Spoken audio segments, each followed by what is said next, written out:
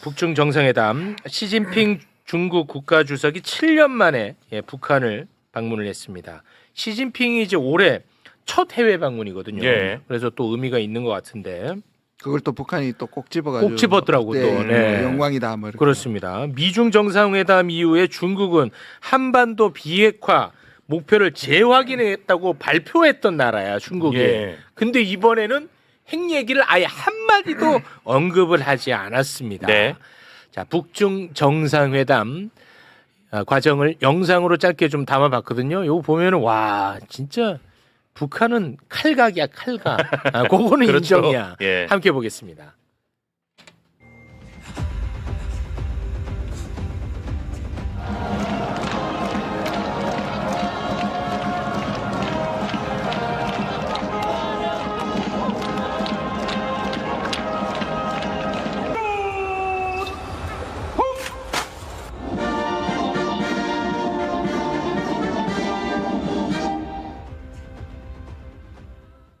交织的国际形势，中方愿同朝方加强战略沟通，密切交往合作。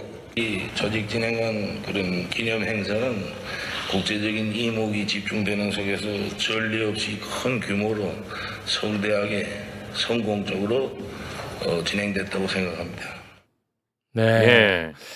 북한 말도 쫄아가지고 칼각이야. 북한 말조차도. 예, 바로 그 아오지 탄광이다. 네, 농담입니다. 예. 예. 어떻게 보셨습니까? 일단 지금 중국은 한 달 만에 북중, 북미, 그다음에 중러 세 가지를 진짜 숨가쁘게 만난 거잖아요. 그렇죠, 그렇죠. 기본적으로 미국은 중동에서 헛발질을 하는 가운데 적어도 동아시아 그다음에 미국과의 관계를 정리하는 그 모습을 보이는 게 중국이 전 세계 외교의 주역이 된 듯한 느낌이 있고요. 북한으로 보면 김정은이 2019년에 네. 6년, 6, 7년 전 정확하게는 모르겠는데요. 눈물을 보였습니다. 사과를 했고 그 인민들한테 이게 최초의 일인데 김정일하고 김민성한테는 없었습니다.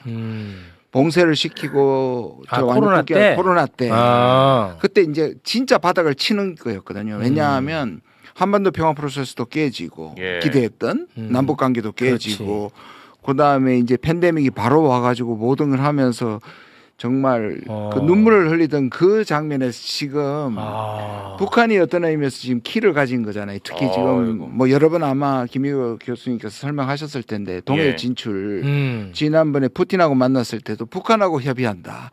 결국 북한이 이것을 열어줘야 동해로 진출하는 거니까. 예. 금한강 출해 문제. 네, 동해 출해 문제뿐만 네. 아니라 지금 뭐 북러 관계 북한이 잘하고 있는 게 냉전 때 이 소위 말하는 시계추 외교거든요. 그 시계추를 중국하고 러시아 사이, 그 당시에 소련 사이에서 왔다 갔다 하면서 그 경쟁 관계를 이용해 가지고 양쪽으로 다 받아내는 네. 그게 이제 일부 부활됐다고 생각하고요. 북한의 위상이 지금 엄청나게 달라졌다. 이것도 격세지감이다. 네. 예, 그리고 러시아로부터 적어도 이제 기아 문제는 안 나오는 것 같거든요. 지금 북한이 2024년 북한 경제 성장이 3.7%예요. 거의 근데 이제 여전히 문제는 남았지만 뭐 북한이 도약과 발전의 직전에 있다 하고 할 정도로 자신감이 느껴지는 것 같기도 합니다. 네. 우리 교수님은 어떤 부분을 좀 주목하셨습니까? 우리 관점에서 몇 가지 중요한 것들을 살펴봐야 된다고 생각하는데요.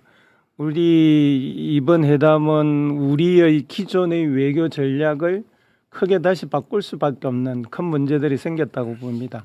첫째, 우리의 대북 외교의 핵심은 비핵화가 맨 첫 번째 있었는데요. 그렇죠. 이제 사실은 비핵화가 불가능한 상황이 되어버렸습니다.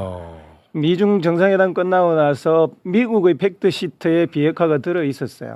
중국은 합의했냐 그런데 아무 말도 안 했었거든요. 실제로 중국이 합의를 안 했다라는 것이 이번에 확실히 드러난 거고요. 예. 오히려 북한의 핵을 실질적으로 인정하는 단계에 들어갔다라고 볼 수 있습니다. 왜냐하면 북한 핵을 못 가지게 할 수 있는 유일한 방법은 북한에게 경제 제재를 계속 유지하는 거예요. 그것 말고는 없습니다. 그런데 이번에 가서 경제 제재를 전폭적으로 해체하는 방향 쪽으로 노선을 잡아버렸습니다. 와. 그렇게 되면 이제 비핵화는 할 수 있는 방법이 사실상 사라지는 거고요. 네. 북한은 실질적인 핵 보유 국가로 첫 출발을 하는 셈입니다. 와. 그래서 이거 엄청난 사건이네. 예, 우리의 외교 전략 전체가 아. 새롭게 바뀌어야 되는 시점이 온 겁니다. 네. 와. 근데 저는 두 가지는 해석을 오버하면 안 된다고 생각해요. 어떤 왜냐하면 북한의 핵을 공개적으로 용인할 거냐 저는 안 할 것 같거든요. 중국이 또 공개적으로 북한이 핵국가라는 건 또 안 한단 말이에요. 아, 중국이. 중국이. 아. 그리고 중국은 지금 굉장히 역동적으로 능동적으로 하는 것 같지만 동시에 안정시켜야 돼요. 그러니까 북한이 미국을 자극하는 것도 싫고 그다음에 동북아에 일본이 재벌하는 것도 싫고 그다음에 북러가 너무 가까워지는 것도 싫고 다시 말해서 뭐냐면 이게 능동적으로 판짜기를 하는 것처럼 보이지만 오히려 안정시켜야 되는 거예요. 그래서 북한이 핵을 용인하고 이 비핵화 문제를 안 건드린다는 것이지 예. 북한의 핵무기 보유를 국제적으로 인정하는 수준까지 가지 않는다는 아니고. 것이고 그리고 제가 이제 안 남았을 때 모니터해 보니까 이 프레임이 계속 나오는데 매불쇼에서 저는 화가 나는데 절대로 북중러의 연대를 만드는 것은 중국의 대외 정책이 저는 아니라고 보는데 자꾸 누군가가 그 언론도 지금 아주 이거를 조심하면서 북중러 3년대는 아니거든요. 북중하고 예. 중러 관계를 하는 것이 중국의 목적은 북중러를 3대를 연대시켜가지고 한미일에 대항한다고 프레임을 짜버리면 아, 그건 또 아니에요? 아닙니다. 그거는 지금 그 오버 해석을 하고 있는 건데 저는 그렇게 생각하지 않아요. 오히려 그러니까 북중러를 중국이 원하지 않아요? 안 하죠. 아. 왜냐하면 그게 이제 미국을 자극하는 것이고 미국 군부에게 한미일을 묶을 수 있는 빌미를 비밀 주는 주니까. 예. 그래서 중국은 이걸 강조하지 않는다. 강조하지 않고 그게 지금 얘기하는 듯이 제가 시계추라고 얘기하는 아, 이유가 그래요? 뭐냐면 북러 관계가 너무 가까워지는 것에 중국은 어느 정도 속도 조절을 하기 위해서 북한을 만나는 목적이라고 저는 보는 거거든요. 아, 그런 거예요? 네. 나 몇 번 실수한 것 같은데? 그러니까 완전 잘못 알고 있었어요. 네. 그래서 지난번에 전성질에 둘을 불러놓고 또 같이 회담 안 하잖아요. 아니 저는 이제 한미일이 가까워지면서 중국이 뚜껑 날아가서 북중러를 더 공고히 하는 거 아니겠느냐. 그러면 중국은 거기에 자기 덫에 빠진다고 생각해요. 아, 그렇게 생각해요. 근데 이럴 수는 있죠. 진짜 한미일이 동맹 수준으로 가면 그때는 중국은 선택지가 없는 거죠. 그때는. 근데 그 전에 중국이 사서 정당성의 빌미를 주는 짓은 안 한다니까요. 야, 진짜 중국이 아주 예민하게 잘하네. 그래서 중국도 이 과제가 쉽지는 않아요. 예. 뭔가 막 만나면서 하는 게 그런 빌미를 줄 수 있으니 동시에 안정화시켜야 된다니까요. 와, 그래요. 야, 다들 외교를 진짜 조심스럽게 다들 하네. 2019년 방북했을 때와 비교해 보면 그때는 마지막 선언문에 보면은 다른 국가에 대한 언급들이 많이 있었습니다. 무슨 남한에 대한 고려도 상당히 있었고요. 그래서 조선반도의 언급이 15차례 정도가 나옵니다. 예. 그래서 북한 문제를 남한의 눈치를 계속 보면서 북한 문제를 다루었었고요. 미국 눈치도 계속 보고 있었습니다. 그런데 이번에는 완전히 중국과 북한과 양자 관계만 이야기하고 있습니다. 아, 한반도 빠지고. 예. 그래서 앞으로 중국이 갈 외교의 방향은 북한과 따로, 한국과 따로, 미국과 따로 예. 이렇게 철저하게 가겠다는 게 이번에 명확히 드러났습니다. 아, 그래요. 중국 학자들을 만나보면 계속 하는 이야기가 뭐냐 하면 왜 북한 당국자들을 만나면 북한 당국자는 우리한테 한국한테 어떻게 좀 해달라 그런다라고 계속 말하고 그러니까 중국하고 북한하고 외교에 관심이 없고 북한은 한국한테 어떻게 좀 해라고 말하고 한국은 또 반대로 중국을 만나면 중국한테 북한한테 어떻게 비핵화를 포함해서 어떻게 좀 해. 이런 게 너무 짜증이 난다는 말을 여러 사람한테 들었어요. 아, 이제는 그걸 타파하고 완전히 양자 관계에 집중하겠다. 북한과는 북한과의 외교 관계를 집중하고 남한과는 남한과의 외교 관계를 집중하겠다라고 선언을 한 것으로 보여지고요. 예. 그럼 우리는 그러면은 어떻게 보면 약간의 그 채널 자체도 또 사라지는 거네요. 예, 그게 중요한데요. 우리는 여지껏 북한과의 채널을 미국 북미 대화를 통해서 열라고 계속 해왔잖아요. 저 판단은 사실상 이번엔 그것도 물 건너갔다고 봅니다. 북한은 완전하게 미국과 중국 손을 사이에서 어느 손을 잡을지 고민을 하다가 중국 쪽으로 완전히 돌았었고요. 이제 더 이상 미국 쪽으로 당분간은 손을 내밀 이유가 없는 단계까지 가버렸어요. 왜냐하면 중국이 보다 적극적으로 대북 제재를 해제해주면서 경제관계를 구축하려고 하고 있거든요. 예. 그렇다면 우리가 북한과 대화하려면 이제 채널도 미국 중심에서 러시아나 중국 중심으로 바꿔야 되는 그런 사태가 지금 벌어졌다라고 봐야 될 것 같습니다. 네.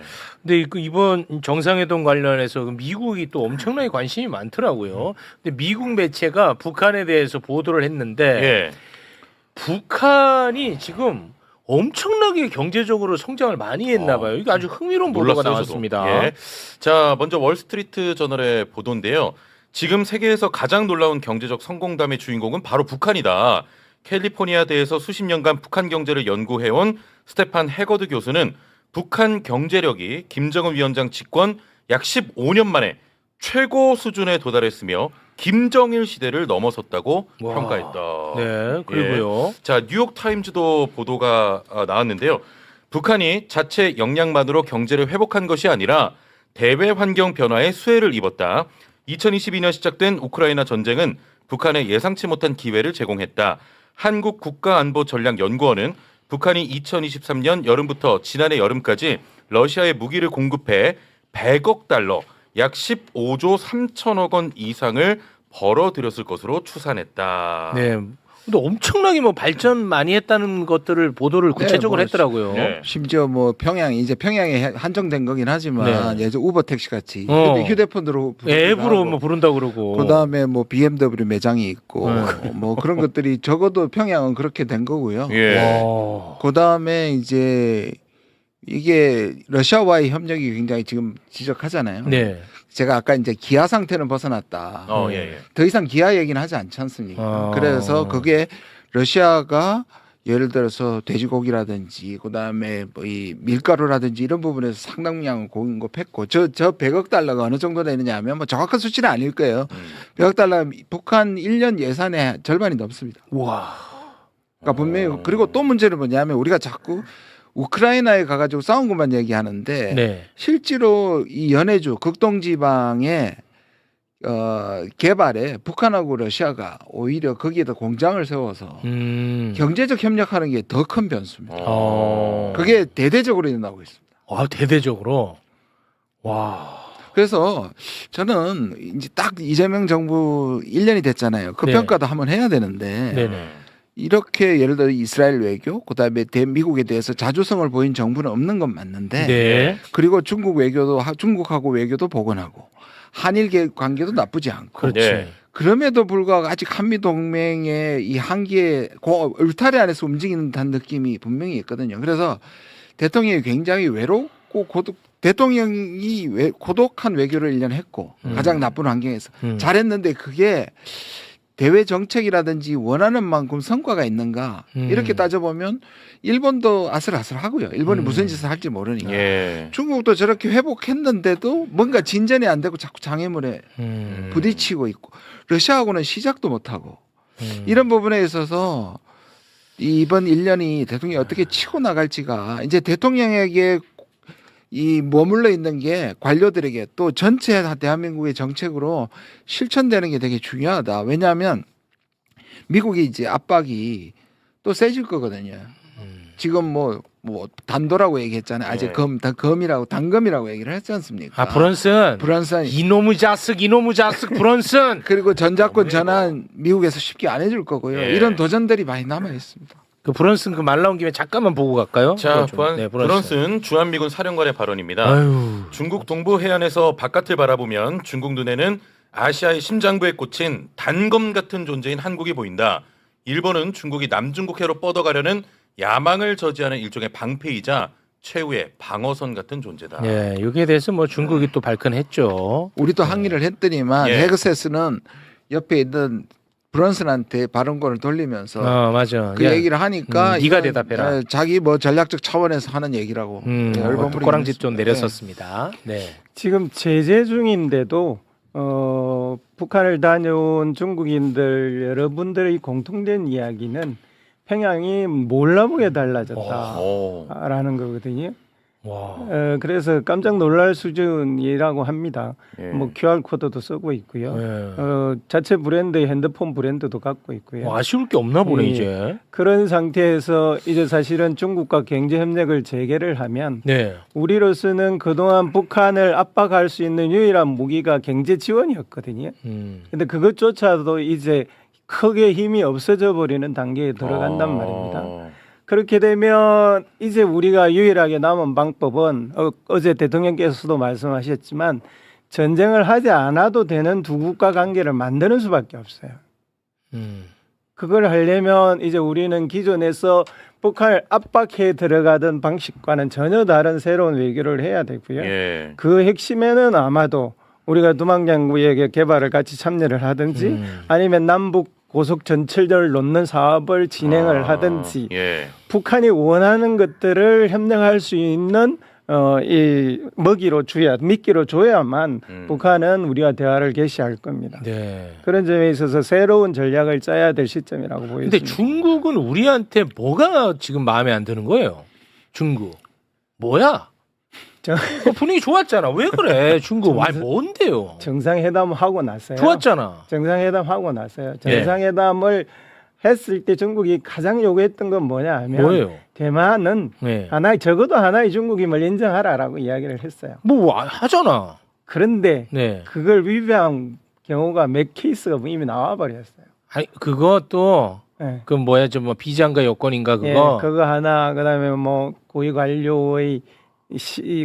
관료의 공식 석산 발언이 중국한테 전해져서 문제가 생긴 것 그런 것들이 계속 드러나죠. 그리고 지금 일본의 재무장에 대해서 한국이 너무 무관심하다. 아, 오히려 그 불만이시죠. 일본을 가까이 지내면서 일본의 그거를 오히려 용인하는 듯한. 아, 실제로 일본의 재무장이 심각하거든요. 아 그렇죠. 그 심각하긴 하죠. 네.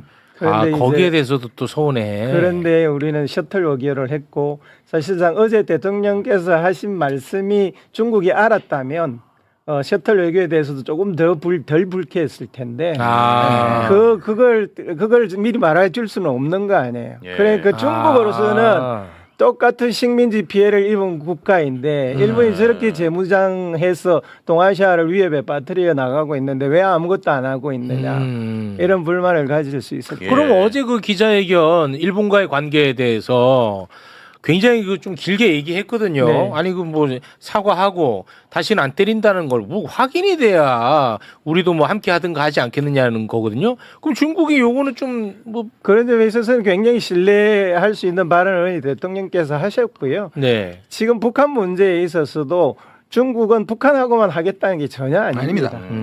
우리를 가급적이면 같이 하고 싶어 하거든요. 예. 그래서 이 기회를 활용을 해서 이 지역이 좀 더 서로 왕래를 할 수 있고 교통할 수 있고 새로운 물류를 움직일 수 있는 지역으로 거듭나는 기회가 왔다라고 보는 것이 저는 좋다고 생각합니다. 저는 중국이 지금 우리를 적대시하는 게 아니라 복원됐다고 생각했는데 너무 느리고 자기 원하는 수준이 아니지만 중국도 우리를 필요로 하고 있는 건 분명해요. 네. 그리고 남북 관계 개선도 중국이 도와주고 싶은데 네. 워낙에 바늘구멍이니 네. 한국이 말하는 거대한 계획들이 지난번 정상회담에 네. 동의는 하지만 실현이 어렵지 않겠냐는 정도예요. 그러니까 이게 뭐 나쁜 관계라기보다는 복원의 속도가 근데 자꾸 작은 장애물 짱돌들이 날아오는 거예요. 참 어렵다. 진짜 어려워. 진짜 다시 만난 세계네요. 감사합니다. 어려워. 내 책 나왔을 때는 역시. 저런 얘기 안 해줬는데. 야, 우리 MC님 최고입니다. 자 그러면은 전쟁 상황 간단하게 전쟁. 좀 살펴보도록 하겠습니다. 네.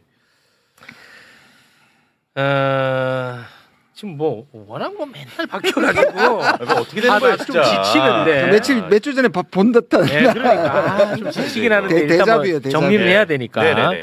이스라엘과 이란 지난 4월 휴전 합의 이후에 이제 처음으로 상대방 본토를 향해서 미사일 공격을 했거든요. 예. 그러자 트럼프가 적극적으로 이번엔 또 나섰습니다. 네. 일단 트럼프가 네타냐후에게 바로 전화를 때립니다. 그렇습니다. 자, 트럼프가 전화해서 뭐라 그랬냐면 네타냐후에게 전화해서 말했다. 네타냐후 조심하는 게 좋을 거야.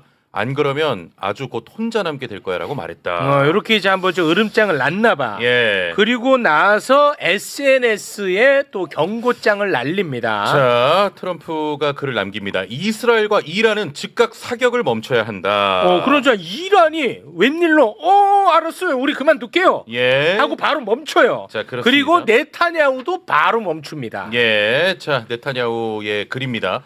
이란에 대한 공습을 일시 중단하겠다. 이란이 이스라엘에 대한 공격을 제기하면 강경 대응하겠다. 네. 예. 이 처음으로 트럼프 카리스마 또 폭발했습니다. 그렇죠. 그동안에 계속 트럼프가 여러 번 화를 냈잖아요. 네. 요전에도 쌍욕. 쌍욕도 하고 네. 일일날 아니 호통도 쳤는데 호통. 여기에 분위기는 호통은 아니었지만 되게 단호해졌습니다. 그러니까 트럼프는 확실히 이 전쟁을 너무너무 끝내고 싶은데 그거는 맞아요. 이제 포인트를 알았어요. 이거는 네타냐후를 이렇게 윽박지르지 않으면 안 된다는 걸 이제 확실히 알게 이제 된 확실히 거예요. 알았구나. 그게 차이점 같아요. 네. 이 이스라엘 방해가 없어야지 내가 종전을 할 수 있고 근데 여전히 이제 트럼프는 종전을 하는 게 자기 정치적 입지가 그나마 회복되는 거고 그렇습니다. 네타냐후는 전쟁을 지속해야만 예. 자기 입장이 지금 되는 거니까 이 두 개 부딪히는데 우리가 늘 얘기해왔듯이 미국이 확실하게 이스라엘을 압박하면 이스라엘 전쟁 못 하는 거예요. 네. 그 말이잖아요. 이제 안 도와주니까 니 혼자 전쟁에 만장할 것 같으면 이 말이 바로 말 듣잖아요. 네, 말을 듣죠. 요거는 진짜 나는 참 다행으로 봅니다.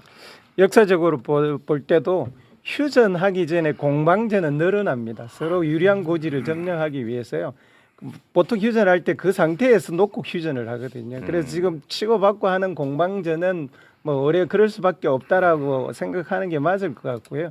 오히려 확전이 안 되고 있다라는 것이 굉장히 긍정적이고 예. 이 전쟁 처음 시작했을 때도 우리가 계속 말했지만 미국이 네타냐후를 통제하지 않으면 이 전쟁은 끝나는 게 불가능하다라고 했었는데 네. 지금 이제 그게 드디어 본격적으로 시작이 된 거거든요. 그런 점에 있어서는 굉장히 휴전이나 종전에 가까워진 거야, 이번에 하나. 와 있다라고 볼 수 있고요. 뭐 당연히 미국 트럼프는 여러 번 증명되었지만 이 전쟁에서 빨리 빠지고 그거는 싶고 맞습니다. 하고. 예. 그러니까 이제 트럼프의 마지막 결단만 남아 있지 않을까 네. 그렇게 보였습니다. 그러면은 마지막 결단 트럼프의 생일 월드컵 이게 아니 무슨 일이 아니라 이게 진짜 좀 뭔가 영향을 끼칠 수 있다고 봐요. 생일과 월드컵. 아니, 미국에서 지금 무슨 얘기가 이미 나오고 있냐면 네. 아마 오바마를 중단시켰잖아요. JCPOA를. 네. 그것 이상으로 나오기 힘들 거다. 그 말은 뭐냐면 트럼프가 받아들일 수밖에 없을 거다. 근데 그 예. 받아들이는 게 포장은 하겠지만